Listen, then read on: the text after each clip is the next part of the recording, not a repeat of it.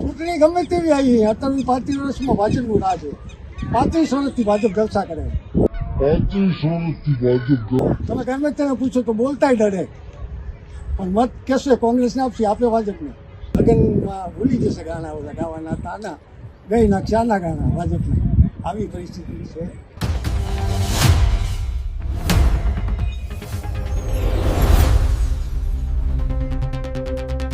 ગુજરાત સરકારે મોટા ઉપાડે અમિતાભ બચ્ચનને હાયર કર્યા અને કહ્યું ખુશ્બુ ગુજરાત કી. ખરેખર તમારે ખુશ્બુ ગુજરાત કી જોવું હોય તો સુરેન્દ્રનગરના આ વિસ્તારમાં આવીને તમારે જોવા જેવી છે.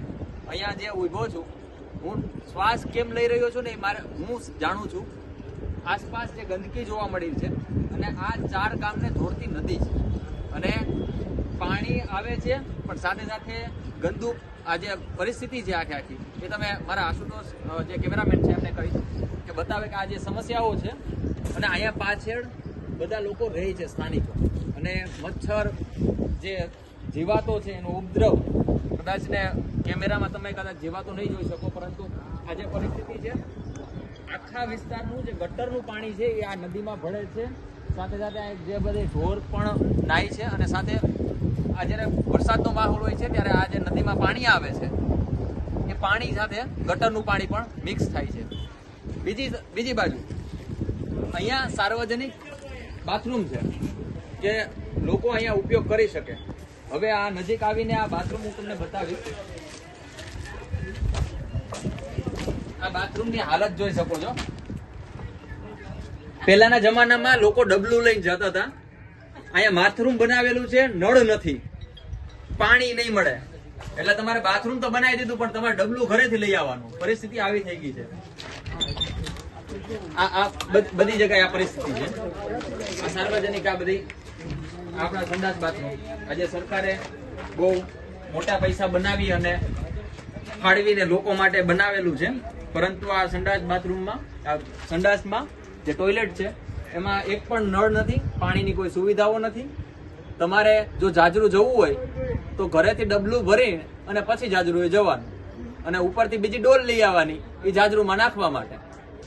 આ જે મુદ્દો છે, અમે જ્યારે અહીંયા આવ્યા ત્યારે આ પરિસ્થિતિ જોઈ છે. અમારી સાથે અહીંના જે રહેવાસી છે એ પણ છે, એમની સાથે વાત કરીશું.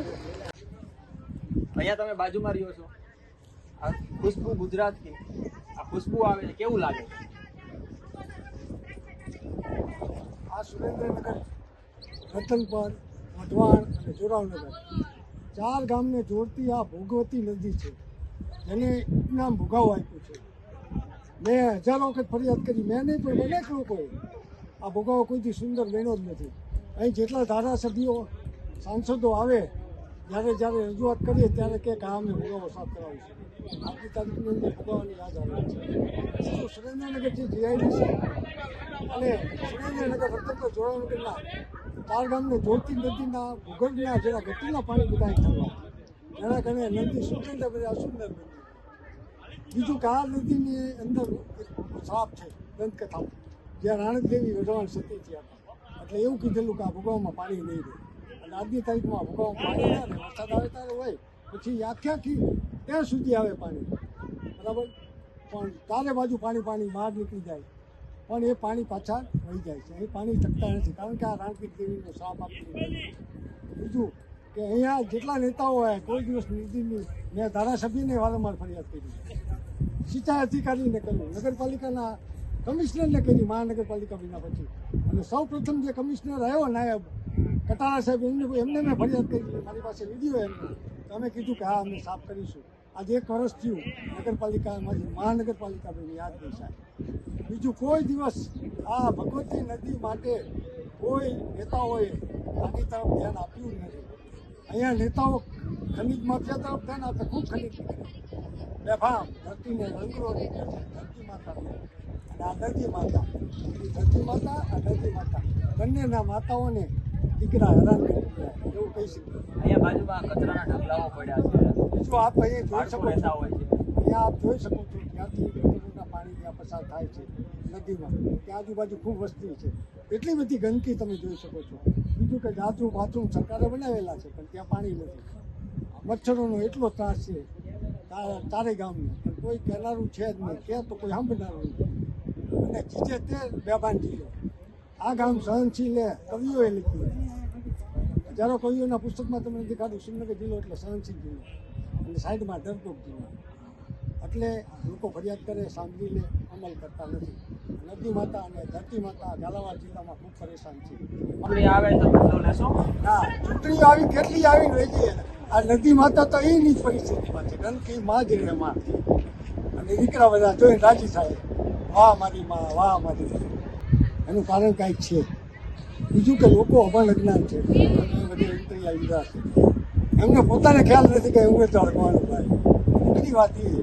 એટલે લોકો એટલા બધા ગરીબ મધ્યમ છે એટલે પોતાના પેટ માટેથી એ વખતે જ્યારે ચૂંટણીને નગારા વાગશે, કોંગ્રેસ લોકો સરસ મજાનો પ્રચાર પ્રસાર કરે. લોકો કહેશે કોંગ્રેસને મત આપો. જેથી ભાજપનો ડીજે વરઘોડો આવશે કેસરી કલરના નાખીને હારા હારા માણસો, અને એ જમાવટ પાડશે તો આ નદી લોકોને ખબર જ પડતી કે અમારા કામ ભાજપ નથી કરતું. મેં તમને કહ્યું તો ખરું, એ અભણ અજ્ઞાન થઈ જાય. તમે ઇન્ટરવ્યુ લીધા, તમને ખબર જ નથી. એને જ્યારે નગરપાલિકા હતી ત્યારે કોને મત દીધો ખબર નથી. બીજું બધું કેસરી જ દેખાય એમને. કોંગ્રેસની ખામી હશે તો જ નહીં જાણતા હોય. આમ આદમીની ખામી હશે. એ લોકો ઠેઠ મૂળ સુધી પહોંચી શક્યા નથી, જેના કારણે આ પરિસ્થિતિ સર્જાઈ છે. કારણ કે ભાજપવાળા પહોંચી ગયા અને લોકોને ખબર છે. બીજું ભાજપ 500 રૂપિયા આપે, ગાંઠિયા ખવડાવે, એટલે જલસા. આમની પાસે કંઈ છે જ નહીં. સારું કાર્યાલય નથી કોંગ્રેસને. તમે તપાસ કરો તો કોંગ્રેસનું કાર્યાલય નથી, આમ આદમીનું નથી. અને ભાજપના કાર્યાલય આવો જોવા તમે જે ઉમેદવારોના જોવા જઈએ કાર્યાલય કેવા છે. એનું કારણ પૈસો હોય. અને ગમે તે માણસ માયામાં હલવી જાય, ભલે એની સાથે ફરતો. કારણ કે એને પરિસ્થિતિ મેં કીધું મધ્યમ વર્ગની હોવાથી આ જિલ્લા આમનામાં જીજે તે બેભાન જિલ્લો જ રહેશે. ગઢવી તરીકે બોલવું, લોક સાહિત્ય કલાકાર તરીકે બોલવું કે આ નદી કોઈ દિવસ સાફ નહીં થવાની. હું બની જઈશ તોય વારંવાર નહીં, હજારો વાર છે. અમદાવાદ ગાંધીનગર પ્લે કરો સીએમને તોય નહીં. ભાજપ ઉપર ભરોસો છે? ભાજપ ઉપર ભરોસો છે. નહીં કરે. હું સાચી શોખીન કહું, કારણ કે હું તો તમે કોઈને કહેવા તૈયાર. ફોન કરીને અત્યારે કલેક્ટરને કહું, તમે સાંભળો એમ.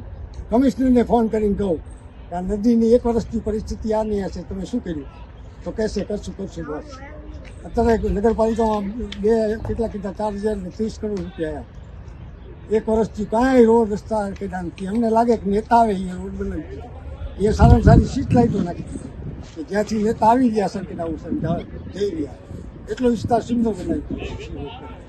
આ વાગ્યા છે શેરી ભૂગલ ગટર કરોડો રૂપિયા 3 વાર નાખી, અને હજી એ પાણી પહોંચ્યું નથી. વઢવાની અંદર ઘણી ગટર નાખી. પૈસા આ લોકો જે કામ કરે એને આપવું પડે પ્રમાણપત્ર. તમે તપાસ કરો નગરપાલિકામાં ભૂગલ ગટર કેટલી વાર નાખી.